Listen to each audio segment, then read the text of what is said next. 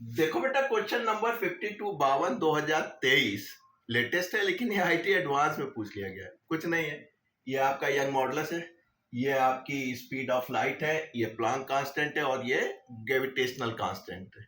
आइए, alpha beta gamma unknown दिख रहा है, यही वैल्यू निकालनी है।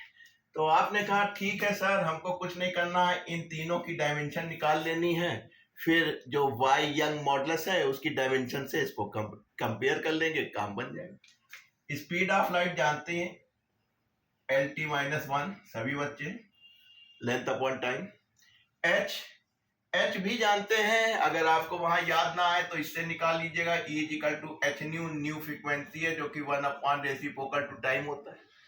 एनर्जी आप जानते हैं, आपका फोर्स इनटू लेंथ, h आ गया, इसको ऊपर ले जाएंगे t की -1, याद आ रहा है बेटा, बहुत कराया है, -1, तो आपका ये हो गया ml² t की -1। ये आपका क्या हो गया बेटा, ये आपकी dimension of Planck constant. Universal gravitational constant ये भी आप जानते हैं, ब्रह्मांड में कांस्टेंट है। तो इसको कैसे निकालते हैं बेटा, इसको हम लोग यहां से निकालते हैं न्यूटन का ग्रेविटेशनल फोर्स से जो दो मास के बीच में लग रहा है। इतना तो याद है बेटा, G = F/r²/m²। F आपको याद है, mass into acceleration, r length है, स्क्वायर है, मास का स्क्वायर ऊपर ले जाएंगे तो -3 - 2। तो देखिए भाई साहब, थोड़ा सा स्पीड आपको और भी अच्छी बनानी है। याद कुछ नहीं रहता है, बिकॉज यू आर जीनियस और जीनियस आर इंजीनियर। कितना बढ़िया बन गया। तो इंजीनियर साहब, आप जीनियस हैं तो याद नहीं रख पाएंगे, आप केवल उसको फटाफट कैलकुलेट करने का एक तरीका बना लीजिए। फिर भी हम कहते हैं फोर्स और एनर्जी तक की आप याद रखिएगा। फिर भी हम आपको बताते हैं, क्योंकि हमको लगता है कि हमारे बहुत सारे दर्शक बिगनर्स भी होते हैं। ये यंग मॉडुलस है, यंग मॉडुलस बराबर stress upon strain, stress force upon area. Strain कहीं भी लग सकता है, लेंथ पे लग सकता है, एरिया पे लग सकता है, वॉल्यूम पे रेशियो ऑफ सेम क्वांटिटी। तो फोर्स अपॉन एरिया हो गया, ये हो गया mass into acceleration, area L²। तो जो बिगनर्स हैं उनको पूरा करके दिखला दें, इसके बराबर हो जाएगा। ये ऊपर चला गया -1 और ये 2 है। तो ये भाई साहब आपके यंग मॉडुलस की डायमेंशन हो गई। y क्या है बेटा, y यंग मॉडुलस है, ठीक है। कोई भी मॉडुलस हो, modulus of elasticity stress upon strain होता है, केवल स्ट्रेन ही बदलती है, उसी से आपका सारा बदल जाता है। यंग मॉडुलस हो जाता है, बल्क मॉडुलस हो जाता है, मॉडुलस ऑफ रिजिडिटी हो जाता है। आइए यहाँ फोकस कीजिए, अब कंपेयर कीजिए, m को इकट्ठा कीजिए, बीटा माइनस अल्फा, L की इकट्ठा कीजिए, alpha 2 beta plus 3 gamma. T को बेटा इकट्ठा कर लीजिए, यहां देख लीजिए m मौजूद है तो उसकी पावर 1 कर दीजिए। सवाल हल हो गया, आईटी एडवांस में पहुंच गए आप 2023।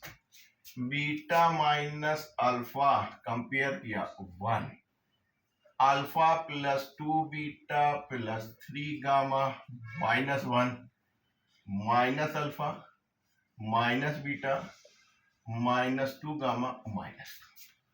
ये तीन आपकी कंपेयर करके इक्वेशंस बन गई। अब बेटा क्या करना है आपको, केवल सॉल्व करना है। इसको कर लीजिए, ये गायब हो गया, ये हो गया बीटा, 3 में से 2 गए, पॉजिटिव का इतना जोड़ रहे थे माइनस। देखिए अब तो समस्या हल हो गई आपकी, ये आ गई। अब इसको जोड़ लीजिए, इसको जोड़ लीजिए, तो आपका क्या हो जाएगा, आपका हो जाएगा 2 बीटा। जब इसको और इसको ऐड करेंगे, गामा गामा कैंसिल हो जाएगा, ये प्लस का है, ये -3 का है, तो आपको बचेगा -2, बीटा आपको मिल गया -1। बीटा -1 बोलते ही गामा मिल गया 1 माइनस गामा = 1। तो आपको क्या मिला, बीटा आपका -1 है भाई साहब, ध्यान रखिएगा। इसको इधर ले जाइए तो ये प्लस हो जाएगा, 2 हो जाएगा, इसलिए गामा = -2। तो बड़ा बढ़िया बन गया, बीटा भी मिल गया बेटा, गामा भी मिल गया। अब इसमें रख लो तो अल्फा भी आ जाएगा, अल्फा प्लस 2 बीटा, बीटा -1 है तो ये -2 हो गया, गामा -2 है तो गुणा करोगे तो -6 हो जाएगा।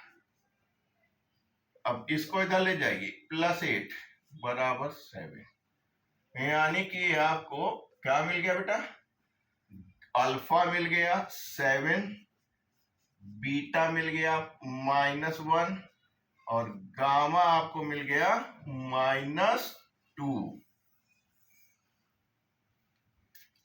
तो कितना आसान सवाल था कि बस डायमेंशन रखनी थी, अल्फा बीटा में कन्वर्ट करके कंपेयर कर लेना था और लीनियर साइमल्टेनियस इक्वेशन को सॉल्व कर लेना था। मैं हमेशा कहता हूं यूनिट एंड मेजरमेंट जरूर तैयार करके जाइए, आपको मेंस में भी सवाल मिलेगा और आपको एडवांस में भी, ये सवाल एडवांस का था उसमें मिलेगा। तो आसान सवाल मिल जाए और उसको आप कर लें, इससे अच्छी क्या बात है।